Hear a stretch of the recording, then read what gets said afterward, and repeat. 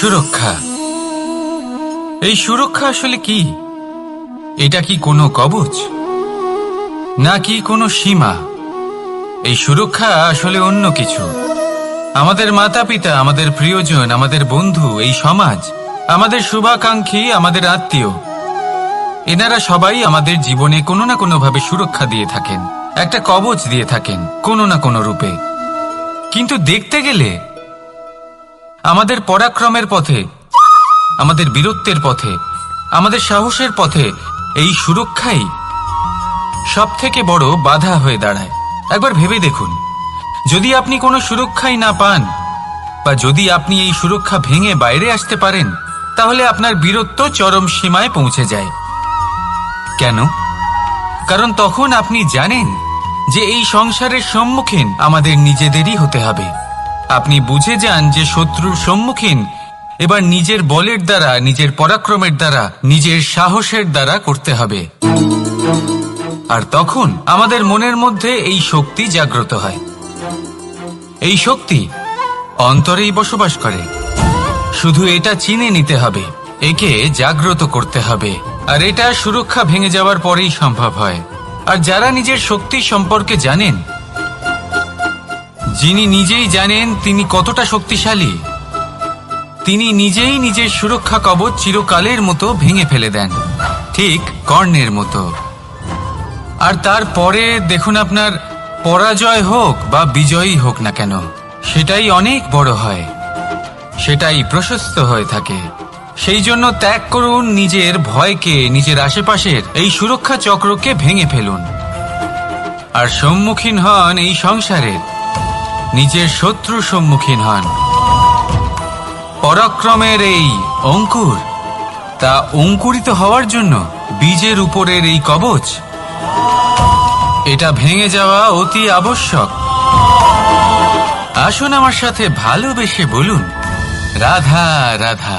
যখন আমরা হাঁটতে থাকি আর আমাদের পায়ে কাঁটা বিঁধে যায়, তখন মুখ দিয়ে আহ বেরিয়ে আসে, কান্না চলে আসে, আর অনেক সময় অভিশাপও বেরিয়ে আসে।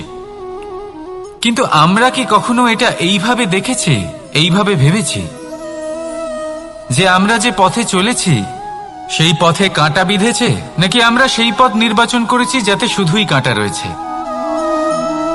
নাকি আমরা এভাবে ভেবে দেখেছি যে এই কাঁটা আমাদের কষ্ট দিতে এসেছে, নাকি এটা আমরাই বিছিয়ে রেখেছিলাম? সাবধান থাকা উচিত ছিল, কারণ কাঁটা বিঁধলে যন্ত্রণা হবে, চিৎকার করে ফেলতে পারি, মুখ থেকে অভিশাপও বেরিয়ে আসতে পারে। কিন্তু এই অভিশাপ শুধুমাত্র আমাদের তরফ থেকে অভিশাপ হয়, সামনের ব্যক্তিটির ওপরও নির্ভর করে। এবার সেই ব্যক্তি যদি এমন হয় যে ফুল আর কাঁটা এই দুই সমানভাবে গ্রহণ করতে পারে, তার কাছে অভিশাপও বরদানে পরিণত হয়। শেষ পর্যন্ত ব্যাপারটা দাঁড়ায় ভাবনা, চিন্তা, দৃষ্টিভঙ্গির ওপর। কারণ আপনার এই ভাবনাই সত্যি হয়ে সামনে আসে। সেই জন্য এই ভাবনা, চিন্তা, মানসিকতাকে গুরুত্ব সহকারে দেখবেন। এই বিবেচনা নিয়ে বিবেচনা করতে শিখুন। আমার কথার অর্থ হলো যে জীবনে যখন এরকম কিছু একটা ঘটবে, তখন ভেবে দেখুন যে এরকম কেন হলো। আপনি কি এমন কোনো কর্ম করেছিলেন যার কর্মফল এটা? এমন কোনো কাজ যা অনুচিত ছিল, অসত্য ছিল, যা অভদ্রতার কারণ ছিল? ভেবে দেখা প্রয়োজন। দেখুন, ইচ্ছে হলো আপনার যে আপনি কি করতে চান, ভাবনা আপনার, সত্য আপনার, জীবন আপনার, সিদ্ধান্ত আপনার। আসুন আর আমার সাথে ভালোবেসে বলুন, রাধা রাধা। সময়, এই সময় আসলে কি? এই সময় একটা সরল রেখা তো কখনোই নয়। সময় হলো একটা চক্র, যেখানে এর আদি সেখানেই হলো এর অন্ত, আর যেখানে তা শেষ হয় সেখান থেকেই তার শুরু হয়। এই সময় একটা অত্যন্ত বিচিত্র চিন্তা, বিচিত্র ভাবনা, একটা বিচিত্র বস্তু যা কেউ বুঝতে পারেন না।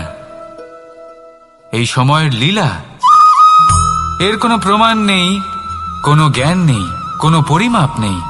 শুধু এটুকু আমরা জানতে পারি, যেখানে শেষ হবে সেখান থেকে একটা নতুন সূচনাও হবে।